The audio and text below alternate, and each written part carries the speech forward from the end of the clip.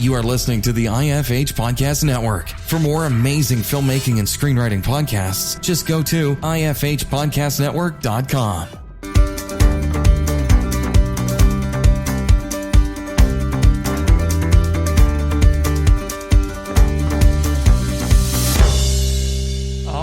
Welcome to the Successful Screenwriter Podcast, where we discuss anything and everything screenwriting. Here we interview successful screenwriters and filmmakers to find out just what it takes to make it in the industry. All right, welcome to the podcast. We are live at Script Summit 2020, Script Summit 3, with JoAnn Hess, a fantastic screenwriter, very talented. She's here today. She's going to talk with us about adaptations for intellectual property. And JoAnn is actually a staff writer on We Fix Your Script as well. And she has done a lot of stuff, from producing screenwriting to even being a creative director at a production company. JoAnn, thank you so much for being with us. Oh, always a pleasure, Jeffrey. All right, so we've got questions coming in from the community as we are live at Script Summit this year. And one of the first questions we have is from Joaquin Hernandez. He's asking, what if you decide to add a twist to fiction to this true story you're trying to adapt? Example, he's talking about Adaptation by Charlie Kaufman, which, you know, we all know is a great script and has a unique story behind it. Yeah. Well, typically you're going to add some fiction in it, because when you're doing true story, it's not all really written for the big screen. You get a lot of notations, journals, and remember, this is not a biography. It's documentary. That's what I'm trying to get to. Yeah. Okay. This, you know, you have to make it so that it's interesting and it's impactful, and the protagonist is proactive in his story or her story. So generally speaking, you have to add a little fiction to the truth to make it to make it interesting and visual. You know, I think you're absolutely right there. You have to write for the medium. It is not a documentary. We are not telling life. We're not telling a true life story here. It says in the title card, based on, which is usually this much, right? For a reason. It is based on. It should say, in actuality, loosely, sort of, mostly, kind of based on. Right. Right. You know, when I did the screenplay for Finding Nicole, which is a true life story. I had everything from interviewing her to footage from court, from prison, documents from the police department, files being charged. You know, I had my crazy serial killer wall thing going with like lines running everywhere. I mean, right. The stuff that the material you get from a true life source is well beyond just sitting with them at a table and getting their life story. Wait, yeah, because, you know, there's two things I'm working on right now with a producer out in LA. We're working on a television series, and he was really keen because of the story and the murder that happened. And I said, well, we need a lot more than that, just one piece. Right? Yeah. So we have to bring in a whole half section of what's going on. And he needs to learn to divorce himself a little bit from what actually happened, because he lived through it. Yeah. Really build it and make it a lot more exciting and a lot more conflict that maybe didn't quite exist in real life, you know. So you have to make that up.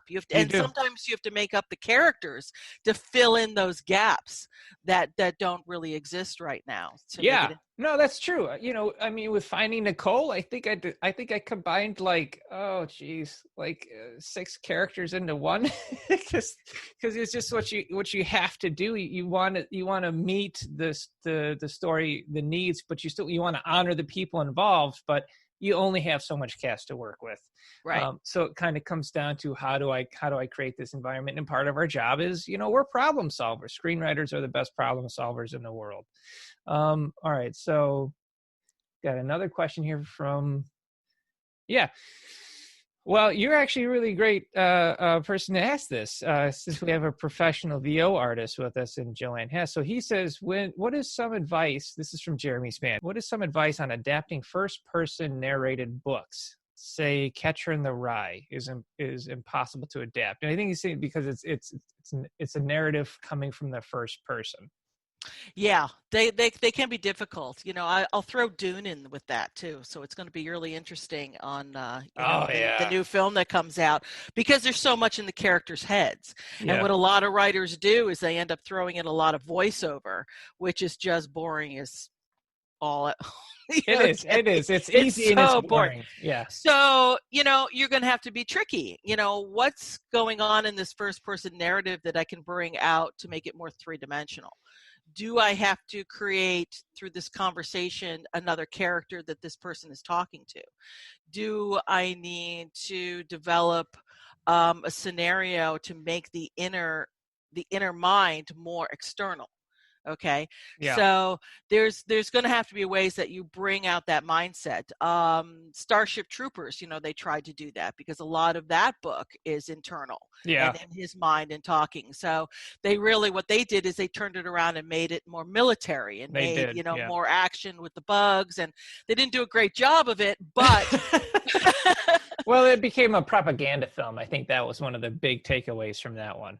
Yeah, Verhoeven. So Yeah. it can be done. You're going to be a lot more challenged to do it. But on the second hand, you probably have a little bit more leeway in your creativity, which is nice. That's a good point. Because with screenwriters, sometimes you can be locked into these books, and but you still want to have your voice and your creativity shown in it. So these will give you those opportunities to be clever and to be have a unique take on it. I think it has to come down to the relationship you have with the client. So if it isn't, if you're adapting a novel, like I adapt a novel, and I had to adapt the religious version of Game of Thrones.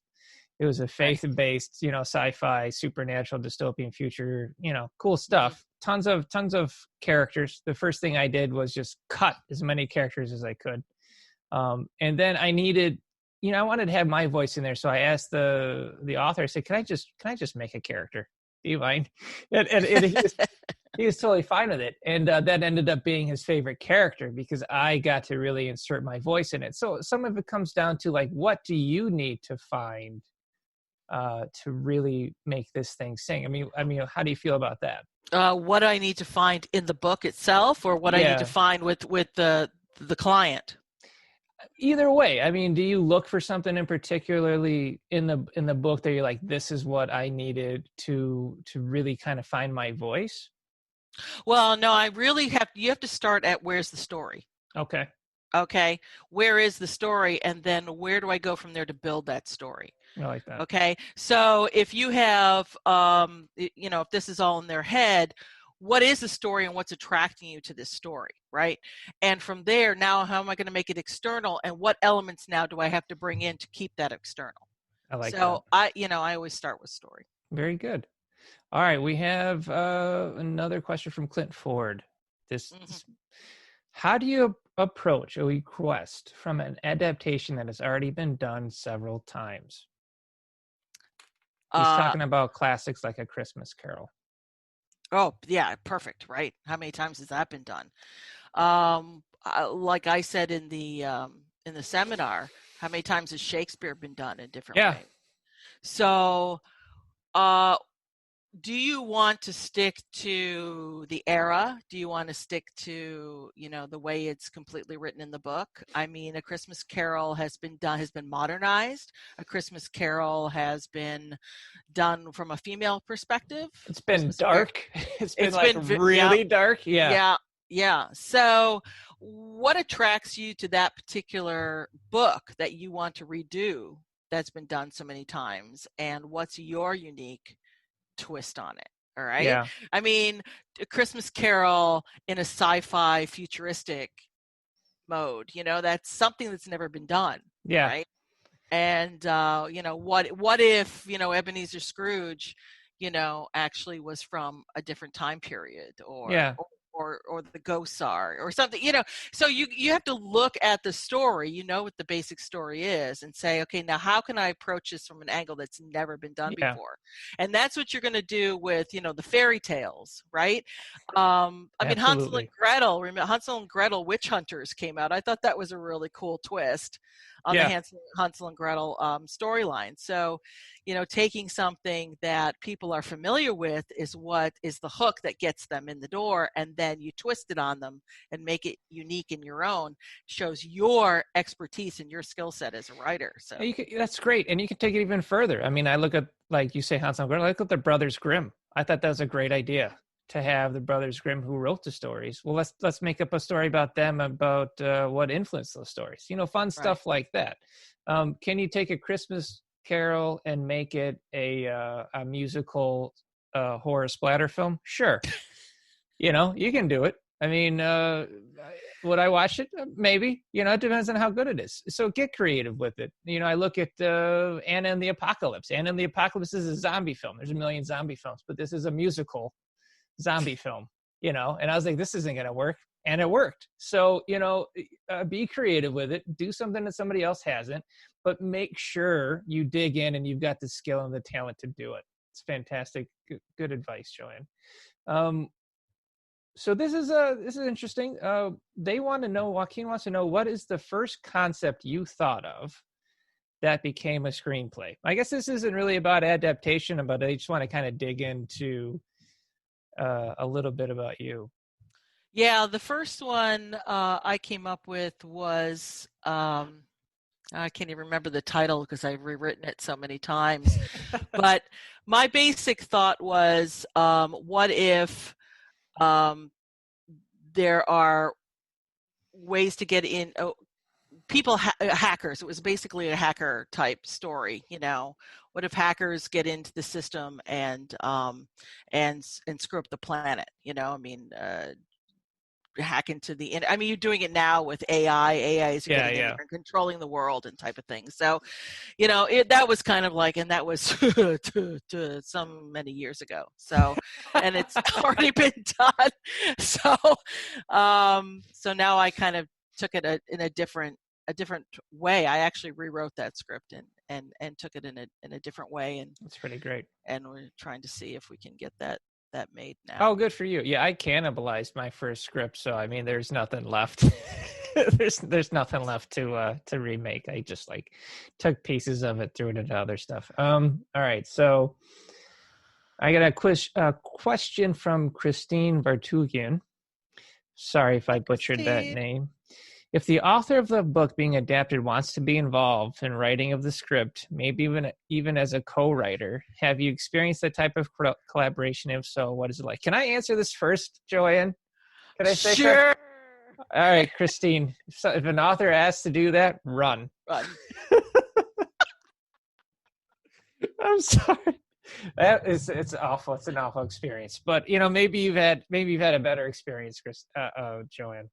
Well, okay. The Devil's Dandruff is a 4-part. Well, it's the first film of a 4-part series that I worked with the producer, and the producer actually wrote the books and lived the life story. Okay. Okay. So I had to take his book, There's No Room for Jugglers in My Circus, and create it into a screenplay. Now, one of two things. First of all, he at least had the foresight to understand that he didn't know how to write screenplay, so he left it. He hired me to do it. Just to do it. Good. So he left, a lot of the decision making to me. But at the same sense, there were things that he absolutely insisted he wanted part of the story. Okay. So, like I said in the seminar, make sure you know from the producer or whoever's hiring you, what are the plot points or characters, etc., that they absolutely want in. Because if you decide when you're adapting it that those don't play a part,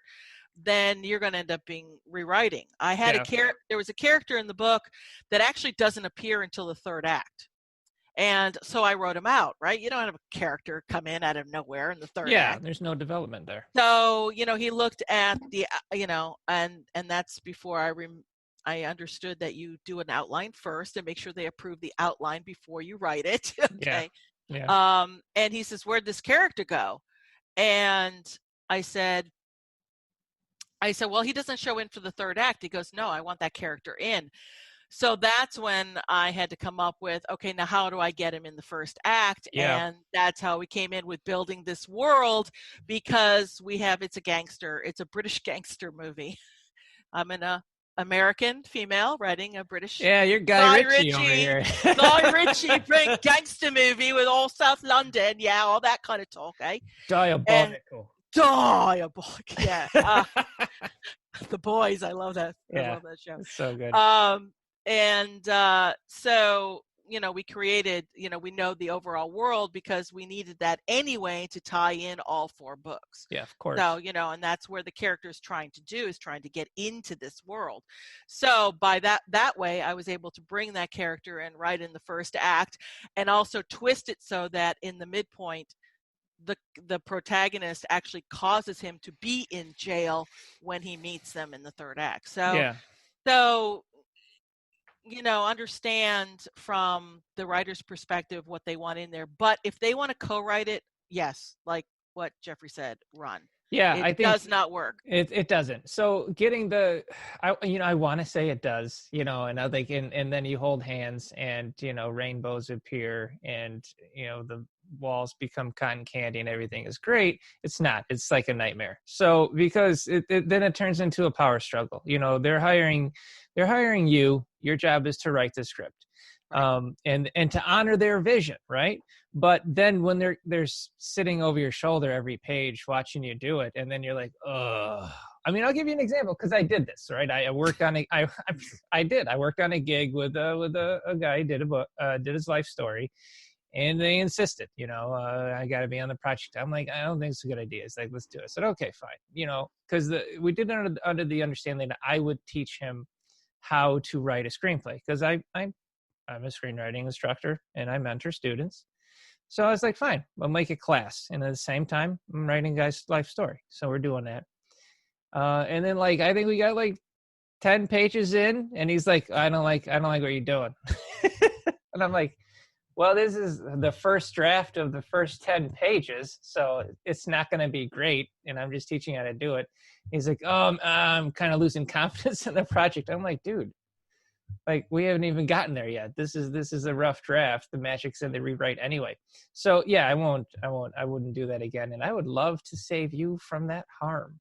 All right. Yeah. So. Let me give you a different perspective though, while I had just for 2 seconds. Okay. Mm-hmm. Now, as a creative executive for a film production company, I actually have to work with the other writers, work with the scripts, work with the products.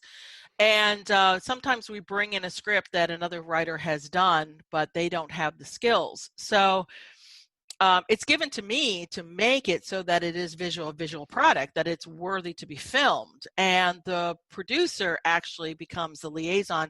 They buy the property from them. And if a writer comes on as an associate producer, they do get to read it. They do get some input, but I get the final say, and the producer, the head CEO, gets the final say. That's so important. So they can't come in and say, oh, I don't like this piece. It's, it really should be this and this. And we start citing off about, that's going to be more film camera angles and more dollies and more expense and more budget. And, so they don't understand all the time what it takes and what it costs to put that into, onto film.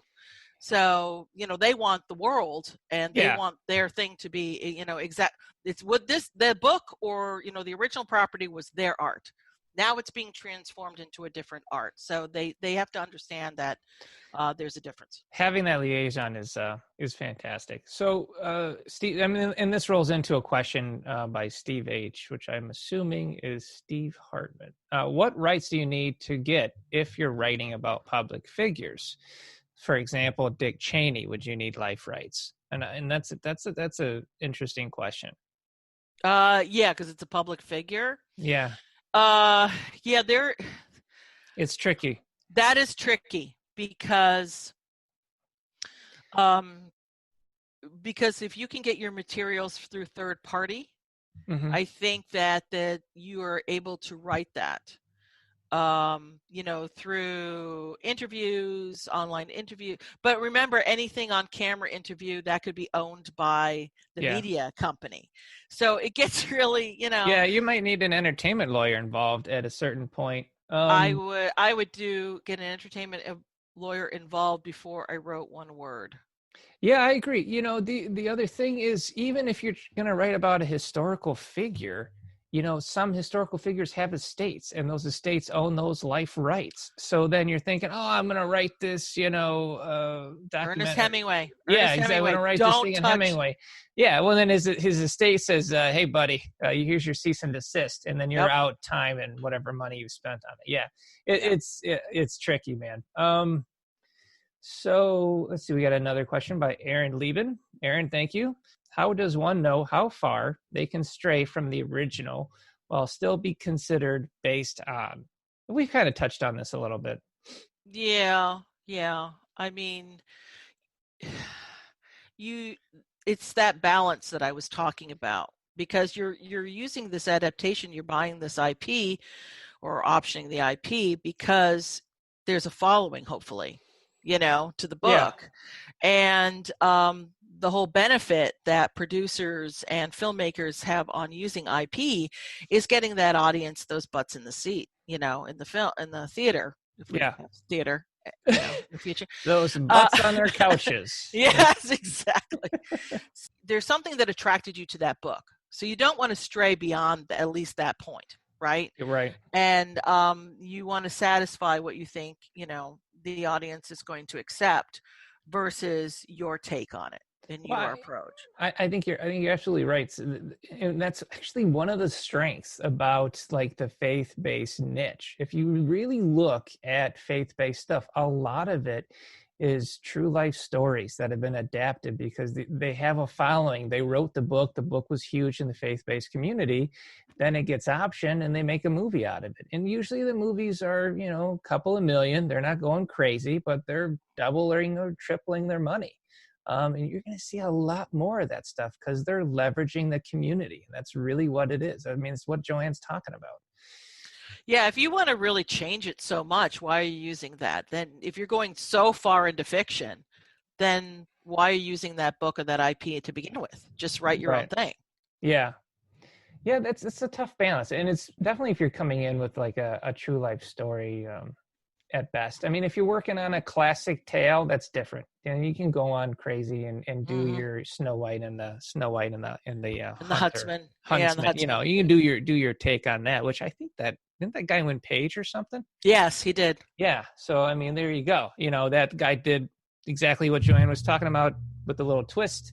And boom, got made with Chris Hemsworth. So, how helpful are visual motifs to a scripted narrative? So, this is a visual medium, right? So, yes, they're very important. What do you think, JoAnn? They're essential. Yeah. I don't see how you can get away with writing a script without them. So I think one of the big issues here, and I'll bounce this off of you, is you see a lot of indie productions. Budget's always an issue, and they're talky, right? They're talky. This got long exposition. We've got people saying their feelings. We're not too heavy on the visual subtext. And is it because they're a writer director? Is it an issue of budget or location? More than likely, the answer to all of those questions is yes. But does that mean they're doing it right? And I would say I don't think so. What is your opinion on that? No, absolutely not. I mean, you've seen scenes where you have two people in a room and it's just mesmerizing. I mean, take the scene of the bad guy in the Coen brothers film, Please Help Me Out. I did a couple. I know. Having No Country for Old Men. No Country for Old Men. All right. Okay. He's literally in a gas station, right? Yeah. Talking to one other guy. And that scene oozes. Oh, with the coin, right? Where he flips the coin. Yeah. Coin, and then he says choose. Yeah, that's a great scene. Oh, man. And they're just talking, but And they're not saying well, especially the bad guy. He's saying 2-3 things at once. That's great subtext there. He's Right. not over talking, right? Nope. And yeah, it is. It's a really good scene. They gave the actor plenty of scene to chew on without having to feed him a ton of dialogue. I mean, I think you're absolutely right. Yeah. Right. So I mean, how much budget was that? I mean, it's one room, that they're working in. Yeah. So, I mean, I've seen contained work where 2 people are in the room. I mean, look at Cube. I mean, Cube was relatively contained. Oh yeah, Cube was brilliant. Yeah, it was brilliant.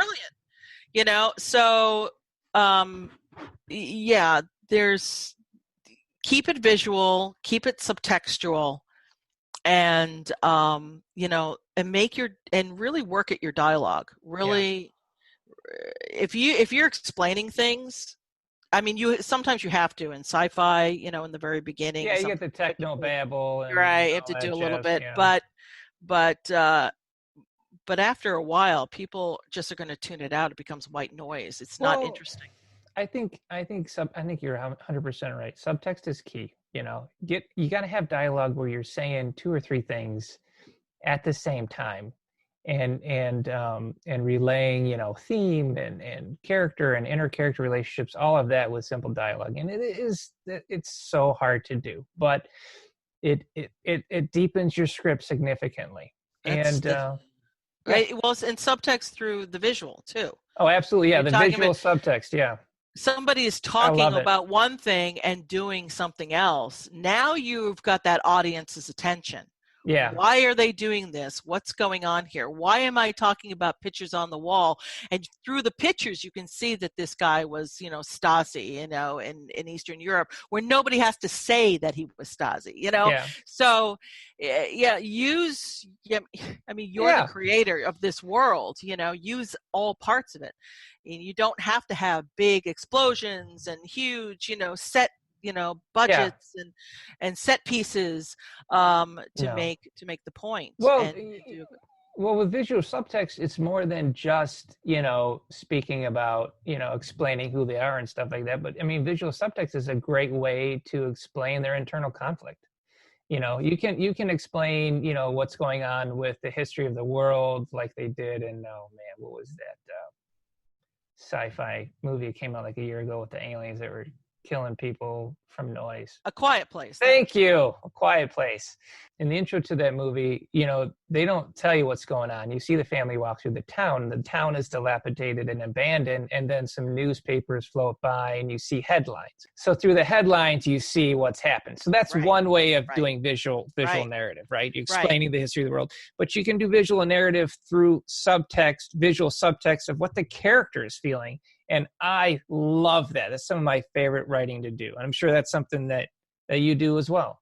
Oh, absolutely. And, to go back to that other question about, a book, the first person book, I mean, there's a perfect example of how to do it, right? Yeah. Through visual subtext, you can get into the head of the protagonist. So now it's not in the head anymore. Now it's visually shown. Yeah. So it's another way to do it. I mean, I love like Passengers, Stockholm Syndrome aside. In Passengers, you've got Chris Pratt's character and Jennifer Lawrence, and then he wakes her up and they're stuck together, and she falls in love with him because basically she's psychologically broken. So, but he's before he wakes her up, he goes out on the ship, on the bow of the ship, and he looks out into space. And I love this. This is the most clear and obvious, type of example I could give, but it's just him on the ship. And then they pan out and you see, the endless void of space, and it's showing that, not only is he the only guy in that ship, but he's the loneliest guy in the universe. And I mean, I was just like, that is great visual subtext. That is our job. And the people watching the film, they don't think to themselves, oh, he's so lonely. They go, oh, look, isn't that pretty? But in their minds, subconsciously, right? Mm-hmm. Yeah. Right. It's not, sometimes these things are just not completely obvious at first glance. you know. Yeah. But then that's kind of the point, because you feel something. I mean, the whole thing about film is to, to get an emotional, response from the audience. So they can't necessarily put it into into words, but they're actually feeling something at that moment. And then, you've got them, you've locked them in. Exactly. I agree with you 100%. All right. Steve H has a question here. And I think this one probably might have to be another, you're going to need a lawyer question, but I'm going to throw it at you. How do life rights work with other people in a story? Yeah, no, you have to get everybody's permission. I mean, I went even like the wife of the guy you're writing about. Yeah, yeah. I went to a seminar with Gordon Firemark, and if you have an opportunity, you can go on GordonFiremark.com. He's an entertainment attorney in LA, and he's got a whole blog and stuff as well that talks about a lot of the legal stuff. And he said they had a client that got into trouble because he wrote a story that was kind of based on his life, but other people recognized themselves in the story and sued, and they won. Yeah. So if you're going to do anything, I mean, not even them, but they just saw part of them. I mean, they recognized part. So it wasn't, a biography. It wasn't, a documentary. Or well, you know who that bankrupted, right? You know who got bankrupted from that? What? Todd McFarlane got bankrupted from that. Oh, for what film? So, he did Spawn, right? So he wrote the Spawn comic book. Oh. And then, I think, it was doing well, got made into IP and stuff like that. And he put his old college roommate in the comic book as a way to honor him, well, a college roommate sued him. And Image went under right after that. So, I mean, you got to be careful here. You think you're honoring somebody, like a good friend that you love, and you put him in your book because what else can you do? Well, maybe they need some cash, and you're doing pretty well. So, just don't do it. Well, that's people who want to write their own life story, and they trash their sister or something, I mean, you have to have permission from everyone, in the family, and one person says no, then, you have to either kick them out of the story or, change names, things like that. Change characters. You know what? If they can recognize themselves, this is what Gordon said if they can recognize themselves even as a character, not by the same name, they do have rights.